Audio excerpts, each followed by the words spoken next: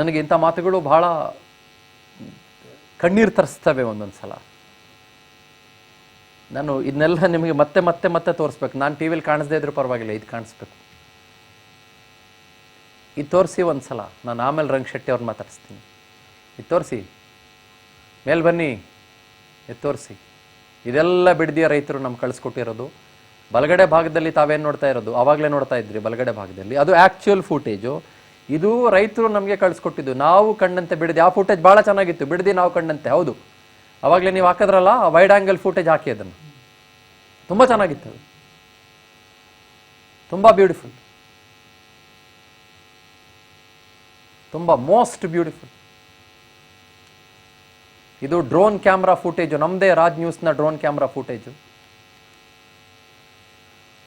Drone camera footage ಇರಲಿ ಆ ಕಡೆಗೆ, ನಾವು ತೋರಿಸ್ಬೇಕಾಗಿರೋದು ಇದನ್ನು.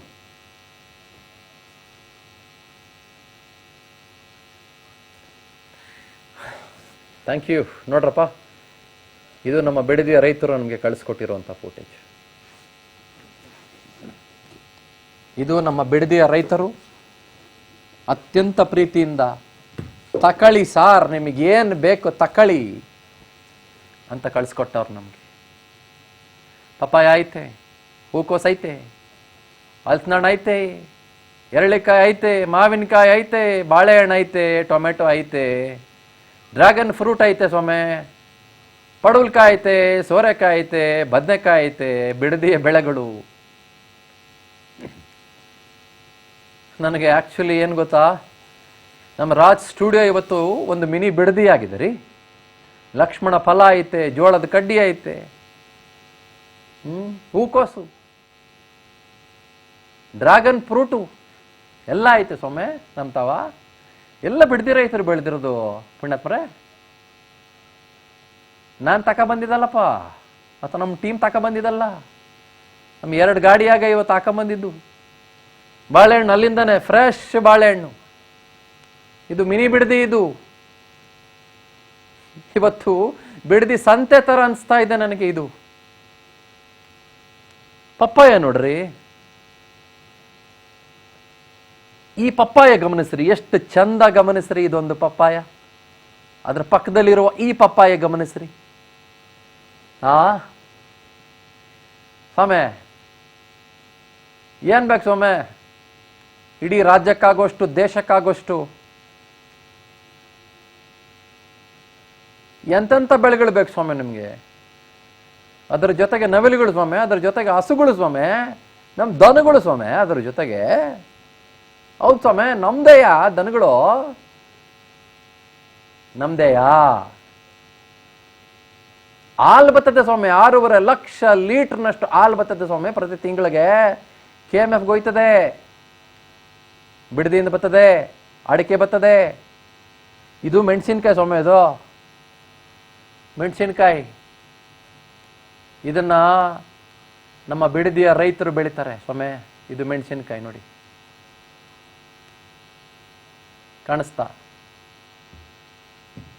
ಅಂಕೇಗೌಡರು ಫೋನ್ ಮಾಡಿ ಕುಣಿಗಲಿಂದ ಹೇಳ್ತಾರೆ, ಇಂಥದನ್ನ ನಾನು ಬದುಕಿನಲ್ಲಿ ನೋಡಿರ್ಲಿಲ್ಲ ಅಂತಾರೆ ಅಂಕೇಗೌಡರು. ನಾನು ಲೈಫಲ್ಲಿ ನೋಡಿರ್ಲಿಲ್ಲ ಅಂತಾರೆ ಅಂಕೇಗೌಡರು.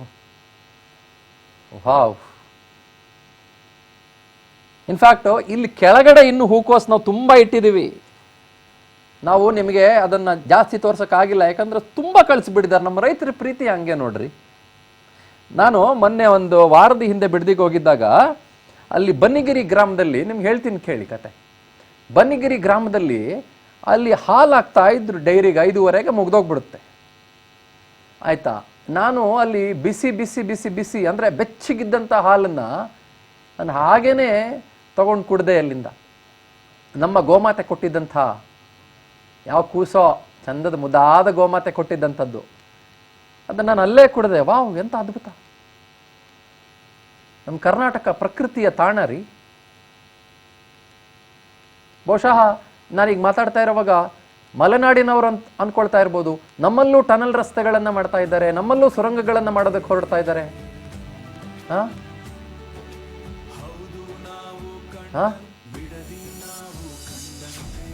ಇಲ್ಲ, ಯಾವ ಪ್ರಕೃತಿಯು ಯಾವತ್ತಿಗೂ ನಾಶ ಆಗ್ಬಾರ್ದು ಸ್ವಾಮಿ. ನಾನೊಂದು ವಾರದಿಂದ ಹೇಳದ್ನಲ್ಲ, ಬಿಡದಿಗೆ ಹೋಗಿದ್ದ ಸಂದರ್ಭದಲ್ಲಿ ಅಲ್ಲಿ ಕಾಫಿ ಮಾಡಿಕೊಟ್ರು. ಒಬ್ಬರು ಅಮ್ಮ ಕಾಫಿ ಮಾಡಿಕೊಟ್ರು, ಲಕ್ಷ್ಮಿ ಅಮ್ಮ ಅಂತ. ಆಯ್ತಾ, ಕುಡಿ ಮಗ, ಕಾಫಿ ಕುಡಿ ಮಗ ಅಂತ ಕಾಫಿ ಮಾಡಿಕೊಟ್ರು. ಅಮ್ಮ ಇದೆಲ್ಲ ನಿಮ್ಮದೇ ನನ್ನ ಜಾಗ ಅಂದ. ಹೌದು ಮಗ, ನಂದೇನೆಯ ಜಾಗ, ನಾನು ಬೆಂಗಳೂರಿನಾಗ ಇರ್ತೀನಿ, ಆದರೆ ಇಲ್ಲಿ ನಮ್ಮ ಕುಟುಂಬದವರು ಇಲ್ಲಿ ಹೊಲಾಗಿಲ್ಲ ಮಾಡ್ಕೊಂಡವ್ರೆ, ನನಗೀಗ ಭಯ ಆಯ್ತೈತೆ ಮಗ, ಏನು ಮಾಡೋದು ಅಂತಂದ್ರು. ಆಮೇಲೆ ಅಲ್ಲಿ ರೇವಣ್ಣ ಅಂತ ಒಬ್ರು ಸಿಕ್ಕಿದ್ರು ಬಿಡದಿಯಾಗೆ, ಎಲ್ಲಿ ಬನ್ನಿಗಿರಿಯಾಗಿ ಸಿಕ್ಕಿದ್ರು, ರೇವಣ್ಣ ಅಂತ. ಅವ್ರು ಹಾಡ್ತಾರೆ, ಮಿಮಿಕ್ರಿ ಮಾಡ್ತಾರೆ, ರಂಗಗೀತೆಗಳನ್ನು ಹಾಡ್ತಾರವರು.